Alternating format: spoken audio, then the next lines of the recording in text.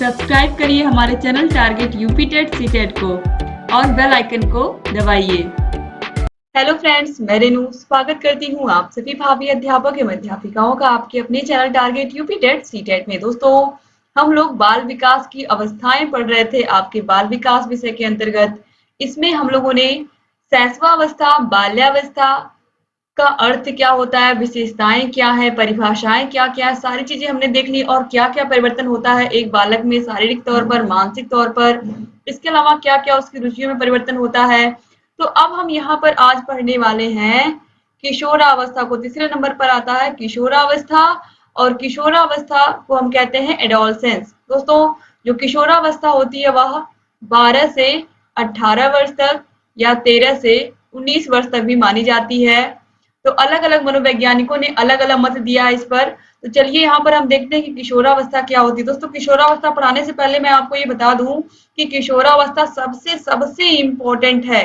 सबसे ज्यादा क्वेश्चन किशोरावस्था से ही आता है, क्योंकि जो किशोरावस्था होता है यह किसी भी बालक के जीवन में बहुत बहुत अहम रोल निभाता है, क्योंकि यही वह अवस्था होती है। इसी अवस्था में बालक अगर चाहे तो बहुत बहुत कुछ अचीव कर सकता है और बहुत कुछ कर सकता है अपने जीवन में, और अगर वह गलत रास्ते पर चला गया तो वो भटक भी सकता है। तो इसीलिए यह वह समय होता है जिसमें हम बालकों को जो उन्हें सही अगर सिखा देते हैं तो वो सही काम करेंगे। यानी कि अगर हम इस बालक की इस एज में उसे सही गाइडेंस देते हैं और सही से उसका मार्गदर्शन करते हैं तो वह बालक अपने जीवन में अवश्य ही सफल होता है। तो यह जो अवस्था है यह बहुत महत्वपूर्ण है। तो अब चलिए इसको हम स्टार्ट करेंगे। मानव जीवन के इस विकास की प्रक्रिया में किशोरावस्था का महत्वपूर्ण स्थान है। बाल्यावस्था समाप्त होती है और शुरू होती है किशोरावस्था, यानी कि बाल्यावस्था खत्म होती है और फिर शुरू क्या होती है, किशोरावस्था। यह अवस्था परिपक्वावस्था तक रहती है, यानी कि जब तक बालक परिपक्व नहीं हो जाता है। इस अवस्था की सबसे बड़ी विडंबना यह होती है कि बालक स्वयं को बड़ा समझता है और बड़े उसे छोटा समझते हैं। यानी कि बालक को लगता है कि उसने सब कुछ अचीव कर लिया है, वह बड़ों की तरह व्यवहार करने लगता है और उसे यह लगता है कि मुझे किसी भी बात पर कोई रोके टोके ना, जो मैं कर रहा हूं वही सही है। इस अवस्था को तूफान एवं संवेगों की अवस्था, तूफान एवं संवेगों की अवस्था कहा गया है। हैडो कमेटी की रिपोर्ट में कहा गया है 11 से 12 वर्ष की अवस्था में बालक की नसों में ज्वार उठना शुरू होता है। इसे किशोरावस्था के नाम से पुकारा जाता है। यदि इस बाढ़ का ज्वार के समय ही उपयोग कर लिया जाए तो सफलता प्राप्त की जा सकती है। दोस्तों, यहाँ पर देखिए ज्वार से तुलना की गई है बालक की किशोरावस्था की। आपको पता है कि जो नदी की धारा होती है, जो नदी का पानी होता है, हम लोग उस पर बांध बनाते हैं। बांध बनाकर क्या करते हैं, उस नदी की धारा का जो पानी है उसका हम क्या करते हैं, सदुपयोग करते हैं। कैसे करते हैं, उसी बांध से हम क्या बना लेते हैं, बिजली बना लेते हैं। और अगर वह पानी खाली बह रहा है तो वो किसी काम का नहीं, लेकिन अगर बांध बना करके उस पर उससे हमने बिजली उत्पादित कर ली तो क्या होगा, उससे पूरा गांव शहर रोशन हो जाएगा। तो इस तरीके से यहाँ पर भी यही बात कही गई है। यहाँ पर किशोरावस्था की तुलना की गई है ज्वार से, कि अगर इस तरीके से, अगर सही से इस ज्वार का हमने सदुपयोग कर लिया, सही से हमने बांध बना करके उस नदी के पानी का सदुपयोग कर लिया तो उससे क्या होगा, उससे फायदा ही फायदा होगा और विद्यार्थी इस तरीके से सफल होगा अगर उसके किशोरावस्था का हमने सही से उपयोग कर लिया। अब देखिए किशोरावस्था की कुछ प्रमुख परिभाषाएं यहाँ पर हैं और ये बहुत बहुत इंपॉर्टेंट है दोस्तों, इसलिए आपको सारी परिभाषाओं को अपने दिमाग में रखना है। देखिए, क्रो एंड क्रो ने क्या कहा है किशोरावस्था के बारे में, किशोर ही वर्तमान की शक्ति और भावी आशा को प्रस्तुत करता है। ठीक है, जो किशोर है उसकी तुलना की गई है कि जो कोई भी देश है उसकी जो वर्तमान की शक्ति है और जो भावी आशा है उसको कौन प्रस्तुत करता है, किशोरावस्था। यानी कि किशोरावस्था में जो बालक होते हैं वह पूरी तरीके से अगर देखा जाए तो वह हर मामले में उनकी बुद्धि, उनका मानसिक विकास, उनकी सोचने समझने की क्षमता सब अधिक हो जाती है। तो इस तरीके से जो किशोर होते हैं यह किसी भी राष्ट्र के निर्माण में महत्वपूर्ण रोल अदा करते हैं। इसके बाद देखिए किलपैट्री के अनुसार इस बात पर कोई मतभेद नहीं हो सकता है कि किशोरावस्था जीवन का सबसे कठिन काल होता है। तो 12 से 18 वर्ष तक की जो अवस्था होती है इसको किलपैट्रिक ने क्या कहा है, जीवन का सबसे कठिन काल कहा। अगर एग्जाम में पूछेगा कि किशोरावस्था को जीवन का सबसे कठिन काल किसने कहा है तो आप क्या बताओगे, किलपैट्रिक ने कहा है। इसके बाद देखिए स्टैनले हॉल की परिभाषा तो मोस्ट कितनी बार भी मैं मोस्ट लगाऊं तो कम है। स्टैनले हॉल की परिभाषा बार बार एग्जाम में पूछी गई है। तो स्टैनले हॉल की परिभाषा देखिए क्या है। किशोरावस्था तनाव, तूफान, संघर्ष तथा विरोध की अवस्था। तो यही 4 शब्द आपको ध्यान में रखना है, तनाव, तूफान, संघर्ष तथा विरोध की अवस्था है। तो यह किसने कहा? स्टैनले हॉल ने कहा। स्टैनले हॉल ने किशोरावस्था के ऊपर एक पुस्तक भी लिखी है। इन्होंने एक ही नहीं कई पुस्तकें लिखी हैं, लेकिन किशोरावस्था के बारे में सबसे अधिक इन्होंने ही गहन अध्ययन किया है। और किशोरावस्था में क्या-क्या परिवर्तन होते हैं बालकों में, बालिकाओं में, सभी के बारे में इन्होंने डिटेल में उसमें लिखा है। अब देखिए स्टैनले हॉल ने एक और परिभाषा दी है, लेकिन सबसे फेमस उनकी यह परिभाषा है, यह आपके दिमाग में हमेशा होनी चाहिए। फिर है किशोर में जो शारीरिक, मानसिक और संवेगात्मक परिवर्तन होते हैं वे अकस्मात होते हैं। यहाँ पर बिल्कुल सही चीज कही गई है। जो भी बच्चों में परिवर्तन होते हैं 12 से 18 वर्ष तक के, चाहे मानसिक परिवर्तन हो, शारीरिक परिवर्तन हो या संवेगात्मक परिवर्तन हो, सब अकस्मात यानी कि अचानक ही होते हैं। तो ये स्टैनले हॉल ने कहा है, याद रखिएगा। इसके बाद जर्सील्ड ने परिभाषा दी है किशोरावस्था की। किशोरावस्था वह समय है जिसमें विचारशील व्यक्ति बाल्यावस्था से परिपक्वावस्था की ओर संक्रमण करता है। यानी कि किशोरावस्था को जर्सील्ड ने क्या कहा है? किशोरावस्था वह समय है जिसमें विचारशील व्यक्ति बाल्यावस्था से परिपक्वावस्था की ओर संक्रमण करता है। यानी कि बाल्यावस्था से परिपक्वावस्था की ओर क्या करता है? संक्रमण करता है। इसके बाद उसको देखिए रॉस के अनुसार, रॉस ने बहुत ही छोटी सी परिभाषा दी है, किशोरावस्था शैशवावस्था की पुनरावृत्ति है। रॉस ने यह बात क्यों कही है कि किशोरावस्था जो होती है वो शैशवावस्था की पुनरावृत्ति होती है, क्योंकि जैसे जो शैशवावस्था में बालक होता है उसका सामान नहीं मिल रहा है, उसका खिलौना किसी ने ले लिया तो वह परेशान हो जाता है। सेम ये स्थिति किशोरावस्था में भी होती है कि बच्चे चिड़चिड़े हो जाते हैं, चिड़चिड़े हो जाते हैं बच्चे, जिसकी वजह से उन्हें जल्दी गुस्सा आता है, जल्दी क्रोध आता है, जल्दी खुश भी होते हैं लेकिन क्रोध भी आता है और वह बातों को मानना नहीं चाहते हैं, उन्हें लगता है वे ही सही है। तो यह किशोरावस्था की परिभाषा है किसकी? रॉस की। इसके बाद देखिए ब्लेयर, जोन्स एवं सिम्पसन ने क्या परिभाषा दी है, इनकी भी परिभाषा देख लेते हैं। किशोरावस्था प्रत्येक व्यक्ति के जीवन का वह काल है जो बाल्यावस्था के अंत में प्रारंभ होता है और प्रौढ़ावस्था के आरंभ में समाप्त हो जाता है। तो यह बहुत ही आसान है, आपको पता है किशोरावस्था बाल्यावस्था के बाद शुरू होता है और प्रौढ़ावस्था आते आते समाप्त हो जाता है। तो यह ब्लेयर, जोन्स और सिम्पसन का कथन है। अब इसके बाद उसको देखिए किशोरावस्था के 2 सिद्धांत हैं। इन दोनों सिद्धांतों को आपको ध्यान से देखना है क्योंकि ये बहुत बहुत इंपॉर्टेंट है। मैंने आपको शुरू में ही बता दिया है क्लास के कि जो किशोरावस्था है यह बहुत बहुत इंपॉर्टेंट टॉपिक है। तो देखिए आकस्मिक विकास का सिद्धांत, इस सिद्धांत का समर्थन स्टैनले हॉल ने किया था। उन्होंने 1904 में एडोलसेंस नामक पुस्तक प्रकाशित की। मैंने अभी आपसे कहा है कि जो स्टैनले हॉल है इन्होंने किशोरावस्था पर एक किताब भी लिखी थी और किशोरावस्था पर इन्होंने गहन अध्ययन किया। तो इन्होंने 1904 में जो अपनी किताब लिखी थी एडोलसेंस, इसमें इन्होंने क्या कहा है, किशोर में जो भी परिवर्तन दिखाई देते हैं वे एकदम से होते हैं, यानी कि अकस्मात होते हैं, उनका पूर्व अवस्था से कोई संबंध नहीं होता है। तो अभी आपने देखा भी है कि जो परिभाषा दी है स्टैनले हॉल ने, उसमें क्या कहा है कि किशोरों में जो भी परिवर्तन होते हैं वो अकस्मात ही होते हैं, यानी कि अचानक ही होते हैं। तो ये आकस्मिक विकास का सिद्धांत किस अवस्था के लिए दिया गया है? किशोरावस्था के लिए दिया गया है, याद रखिएगा। फिर है क्रमिक विकास का सिद्धांत। इस सिद्धांत के समर्थक किंग, थॉर्नडाइक और हॉलिंगवर्थ हैं। इन विद्वानों का मत है कि किशोरावस्था में शारीरिक, मानसिक और संवेगात्मक परिवर्तन निरंतर और क्रमशः होते हैं। इस संबंध में किंग ने लिखा है, जिस प्रकार एक ऋतु का आगमन दूसरी ऋतु के अंत में होता है, यानी कि यहाँ पर यही बात कही, बारिश खत्म होते होते फिर क्या आता है, धीरे धीरे जब बारिश बिल्कुल खत्म हो जाती है धीरे धीरे क्या होता है, धीरे धीरे ठंडक आना शुरू होता है, यानी कि ठंड का महीना आना शुरू होता है। तो सर्दी, गर्मी, बारिश, ये सब क्या धीरे धीरे जब एक ऋतु समाप्त होती है तो फिर दूसरी ऋतु क्या होती है, शुरू होती है। तो यहाँ पर वही बात कही गई है कि जिस प्रकार पहली ऋतु में ही दूसरी ऋतु के आगमन का चिन्ह दिखाई देने लगता है, अब जैसे बारिश का मौसम जाएगा तो धीरे धीरे क्या आएगी, ठंड आएगी, तो हल्का हल्का ठंड लगना शुरू हो जाता है। तो इस तरीके से यही कहा गया है कि जैसे एक ऋतु जाती है, एक ऋतु के पहली ऋतु में ही दूसरी ऋतु के आगमन के चिन्ह दिखाई देने लगते हैं, उसी प्रकार बाल्यावस्था और किशोरावस्था एक दूसरे से संबंध रखते हैं। जैसे कि बाल्यावस्था समाप्त होते होते किशोरावस्था का आगमन हो जाता है, या बाल्यावस्था के अंत में ही किशोरावस्था के लक्षण दिखने लगते हैं। तो यह 2 सिद्धांत हैं, आकस्मिक विकास का सिद्धांत और क्रमिक विकास का सिद्धांत। ये दोनों ही किशोरावस्था के सिद्धांत हैं। अब इसके बाद देखिए किशोरावस्था की प्रमुख विशेषताएं क्या हैं। इनको ये भी बहुत बहुत इंपॉर्टेंट है दोस्तों। देखिए, किशोरावस्था की विशेषताओं में बिग व हंट के शब्दों में किशोरावस्था की विशेषताओं को सर्वोत्तम रूप से व्यक्त करने वाला एक शब्द है परिवर्तन।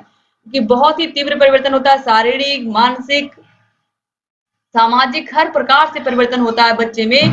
तो किशोरावस्था को सबसे अच्छा परिभाषित करने वाला शब्द क्या है? परिवर्तन है। तो परिवर्तन शब्द किस अवस्था के लिए लिया गया है? बाल विकास की, तो आप बता ले जाएंगे कौन सी अवस्था? परिवर्तन।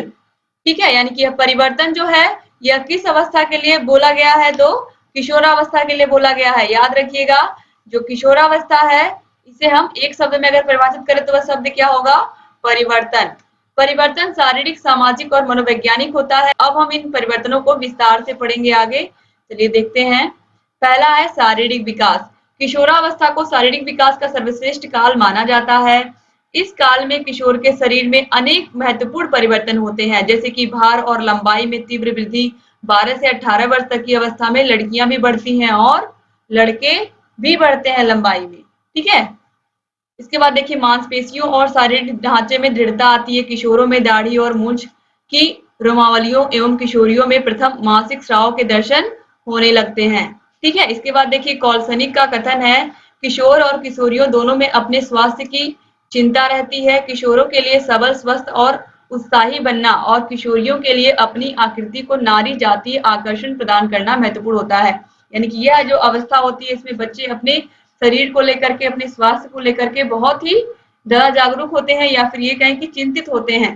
ठीक है, तो बच्चे सोचते हैं, लड़के सोचते हैं कि हमारी बॉडी बन जाए, हम बॉडी बिल्डर की तरह दिखने लगे, और लड़कियां बिल्कुल नारी की तरह, मतलब एक औरत की तरह दिखना चाहती हैं। तो इस तरीके से जो शारीरिक विकास होता है इसी अवस्था में बिल्कुल तीव्र गति से होता है। ठीक है, अब देखिए इसके बाद समूह को महत्व।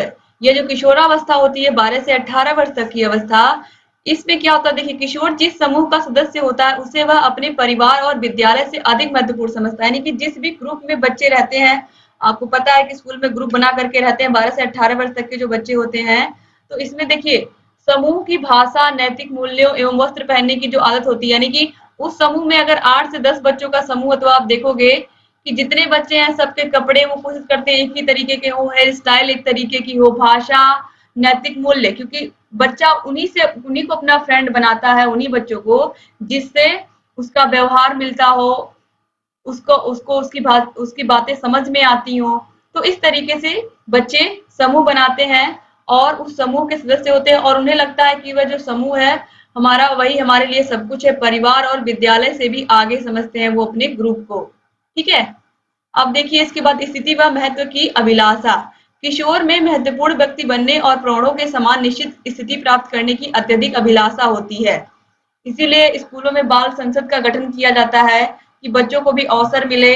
एक लीडर कैसे लीडरशिप निभाता है या फिर कैसे नेतृत्व करता है अपने कार्यकर्ताओं की, तो ये सब चीजें बच्चों को सीखने को मिलती है स्कूलों में। तो बच्चों को, जो किशोरों में स्थिति और महत्व की भी अभिलाषा होती है कि ग्रुप में उनकी बात मानी जाए, उनका ग्रुप है, उन्हें सुना जाए, और उन्हें ये लगता है कि वही सबसे श्रेष्ठ है और वह प्रौढ़ों के समान बनने की कोशिश करते हैं।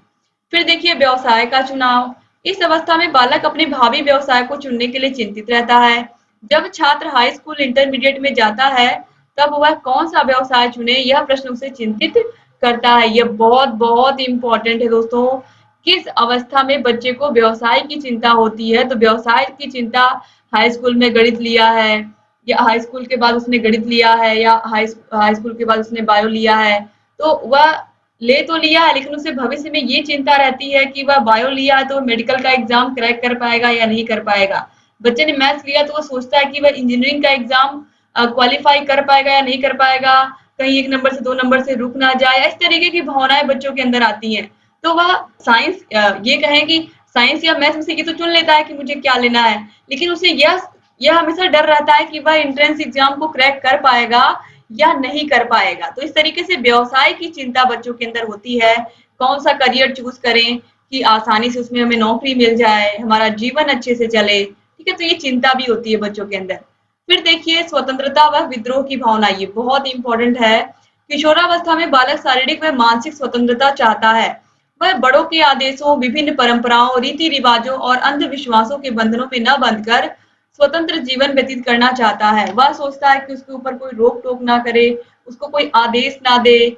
वह विभिन्न परंपराओं, रीति रिवाजों और अंधविश्वासों के बंधन से बाहर निकलकर स्वतंत्र जीवन जीना चाहता है। वह सोचता है कि उसे कोई नहीं रोकने टोकने वाला हो।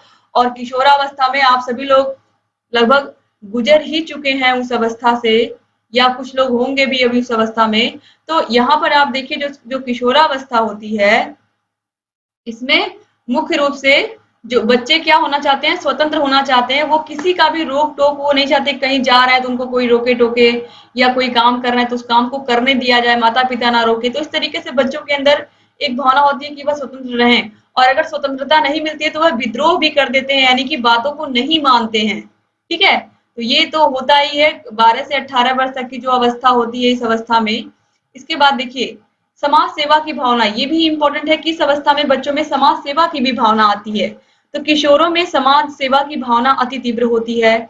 वह आदर्श समाज का निर्माण करने में सहायता देने के लिए उत्साहित रहता है। जैसे बहुत सारे किशोर हैं जो आसपास आसपास के लोगों को देखकर, गरीबी को देखकर या गंदगी को देख कर के उन्होंने बहुत सारे ऐसे अभियान चलाए हैं। जैसे कि बहुत सारे किशोर ऐसे हैं जिन्होंने सफाई अभियान में महत्वपूर्ण रोल प्ले किया है। तो उन्हें लगा कि हाँ, हम भी समाज में कुछ योगदान दे सकते हैं, या इस तरीके से अपने आसपास की सोसाइटी को, अपने शहर को साफ सुथरा रख सकते हैं।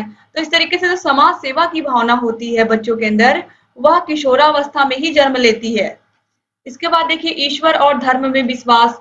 तो ईश्वर और धर्म में विश्वास, किशोरावस्था के आरंभ में बालकों को धर्म और ईश्वर में आस्था नहीं होती है। इसके संबंध में उनमें इतनी शंकाएं उत्पन्न होती हैं कि वे उनका समाधान नहीं कर पाते। पर धीरे धीरे उनमें धर्म में विश्वास उत्पन्न हो जाता है।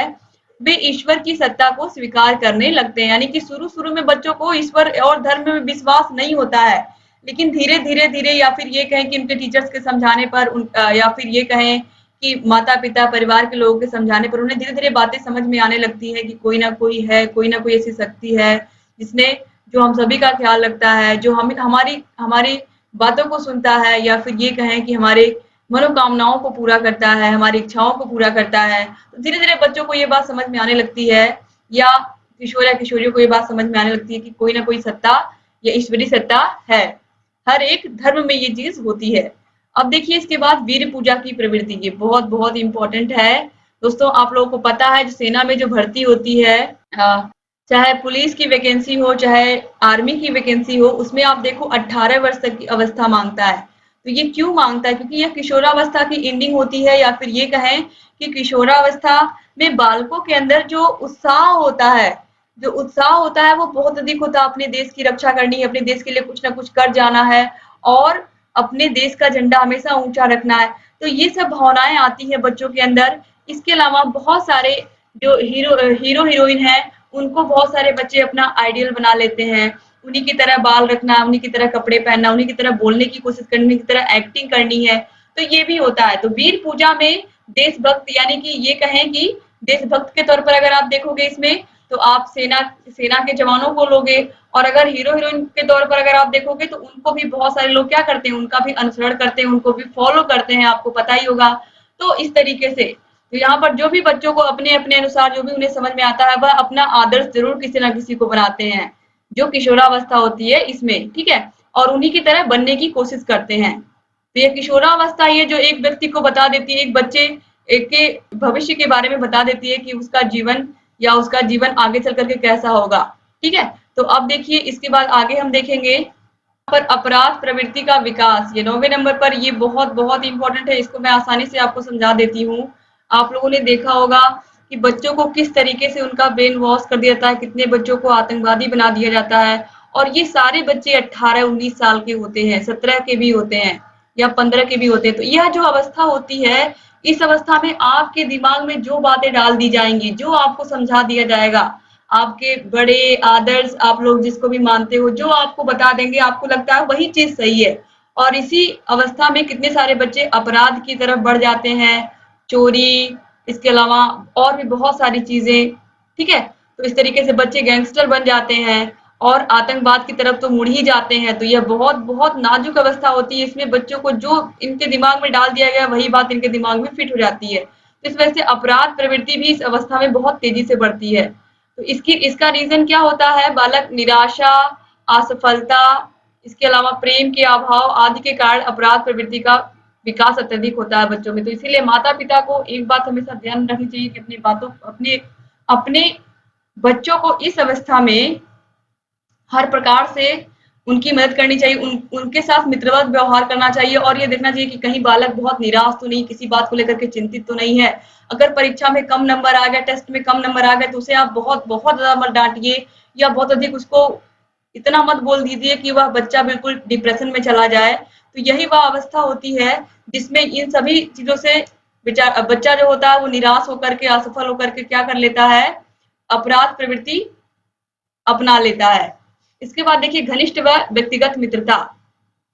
तो देखिए किसी समूह का सदस्य रहते हुए भी किशोर केवल एक या दो बालकों से घनिष्ठ संबंध रखता है, ये बहुत इंपॉर्टेंट है।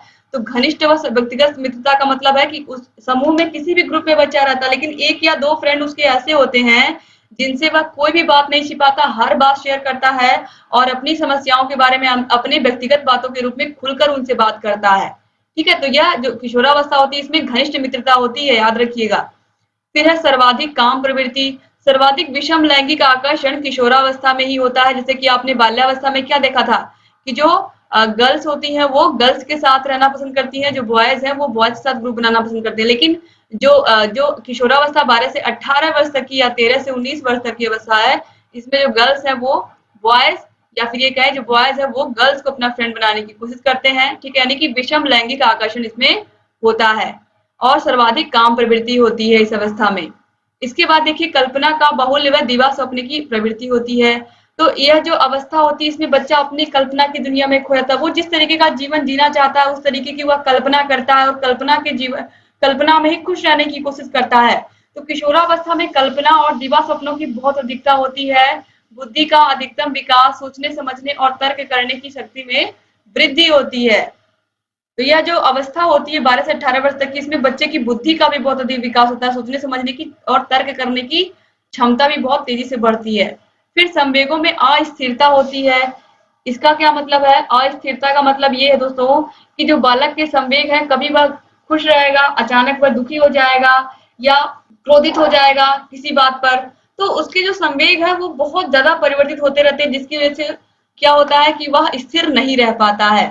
तो इस तरीके से यहाँ पर आप लोगों ने आज पूरा किशोरावस्था पढ़ लिया। मुझे उम्मीद है कि आपको पूरा किशोरावस्था पढ़ के अच्छा लगा होगा और ये वीडियो आप लोग अपने कॉलेज फ्रेंड्स को व्हाट्सएप ग्रुप में जरूर शेयर करेंगे, जो भी प्रशिक्षु तैयारी कर रहे हैं UP TET, C TET, super TET की, सभी लोगों को आप इसको जरूर शेयर करिएगा। दोस्तों उम्मीद करती हूँ कि आप जरूर शेयर करेंगे और एक वीडियो अच्छा लगा हो तो प्लीज लाइक और कमेंट जरूर कर दीजिएगा और अगर चैनल को सब्सक्राइब नहीं किया है तो प्लीज सब्सक्राइब कर दिया करें और बगल में घंटी का निशान है उसको भी प्रेस कर दिया करें ताकि जो भी नई वीडियोस हम बनाते हैं उसका नोटिफिकेशन आप लोगों के पास समय से जाए और आप बिना मिस किए हमारे सारे वीडियोस को ऐसे ही देखते रहें। तो प्लीज सब्सक्राइब कर दीजिए और आपको सारे वीडियोस की link description box, comment box में मिल जाएगी। बुक्स कौन सी लेनी है, बिना कोचिंग के तैयारी कैसे करनी है और कम समय में तैयारी आप कैसे कर सकते हैं, ये सारी चीजें मैंने आपको बताई हैं।